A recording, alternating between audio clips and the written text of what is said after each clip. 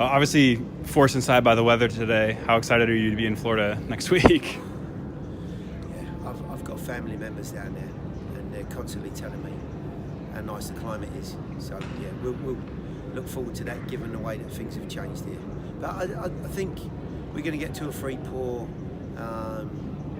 days. I mean, low temperatures, which, to be honest, at this time of year, guys are going through a lot of work. You know, to stay out of that really, bitterly cold weather and come inside is very helpful. But it should be a good week next week. How do you approach what you're going to do next week versus what you did with a similar trip last year when you went down to IMG? Well, the experience is a nice thing. 14 of the guys have been there with our group, and I'm sure some of the guys that joined us will have experienced IMG before. I honestly think it's a great environment for us to be laying all of the foundations and team ethics that we're looking for towards the season. The difficulty in this weather and being on fields that are not the natural dimensions that you play on mean that you can't quite get the right dynamic when you're working, and distances and understanding. So, we've got all the facilities we need down there. Great fields, good surface. Equipment will come down with us, and a couple of good games. We had 3 last year. I felt that 2 would be enough for us this year, with a little bit more time to work as a group, and really use it, given that they're our first 2 games, use it as a real serious part of training, rather than looking at players having to really take those games as maybe more important. Not to say that any game's not important, but I want to use it as part of our build-up work more so this year. Last time I talked to you, you had like an hour of training or something like that. How have the guys progressed over the course of the past week?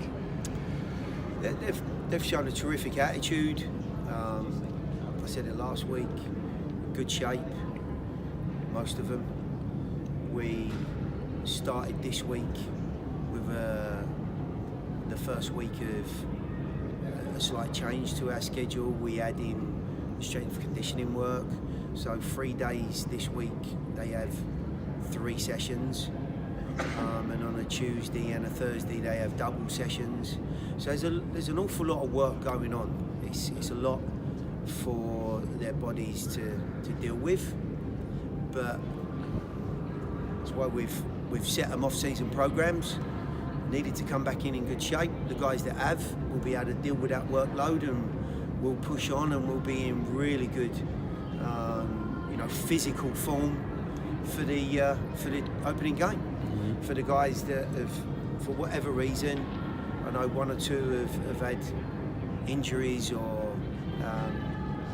Lebo, for example, was getting through the final sort of stages of his knee injury, so therefore he's been unable to do the work that was necessary. So it's going to take him a little bit longer, maybe, to get to that point. But there's been some really good work, great focus. When you come from outside to inside, you get a different perspective.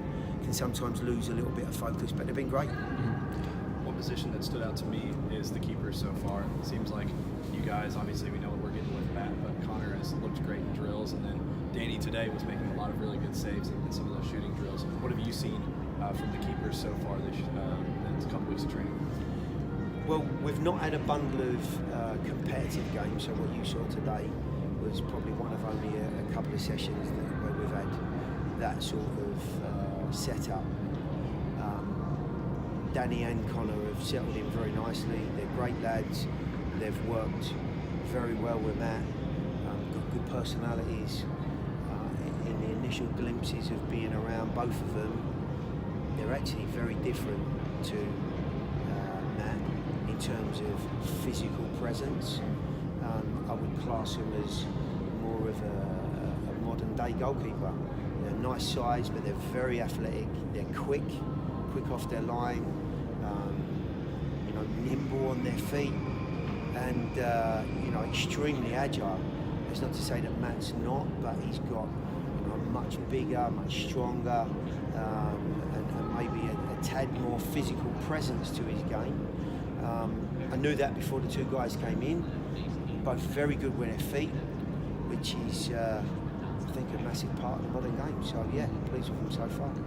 Obviously, one of the kind of the bigger off-season storylines, especially at that position, is between Matt and Connor, who's going to be kind of maybe the guy, or maybe they're both the guys and they kind of split the games 50-50. Is there a way you're leaning right now? I know there's still a lot of work to be done between now and March 9th when the season starts. No, Matt was terrific last year. I know everything I need to know about Matt, and in terms of where they sit in the grand scheme of things, we certainly want to be a team that are winning games, and there's no drop off whoever plays.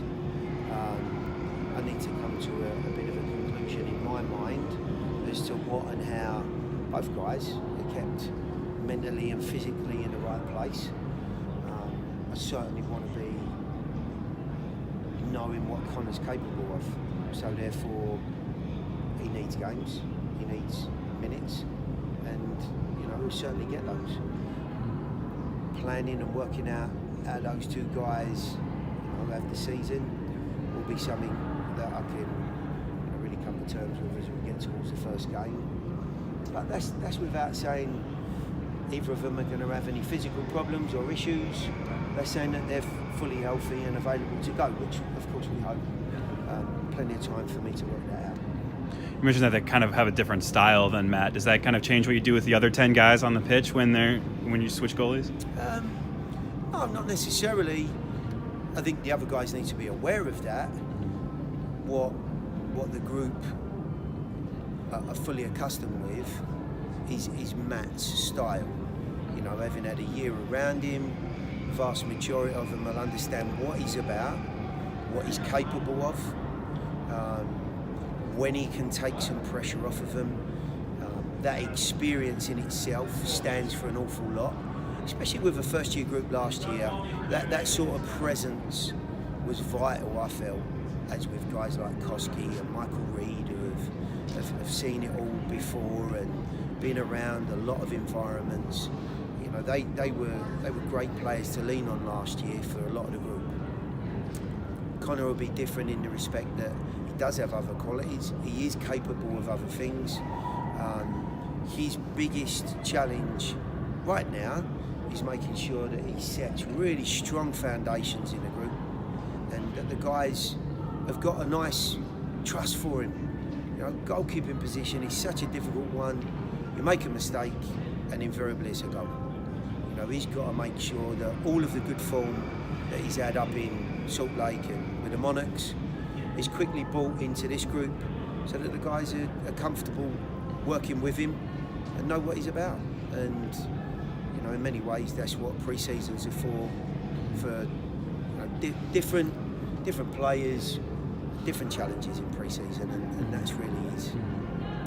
You mentioned Lebo still working back from his knee injury last year, but how relieving is it to at least see him out there running around and looking pretty good? Right, he hasn't lost his ability. When I say that, his first touch,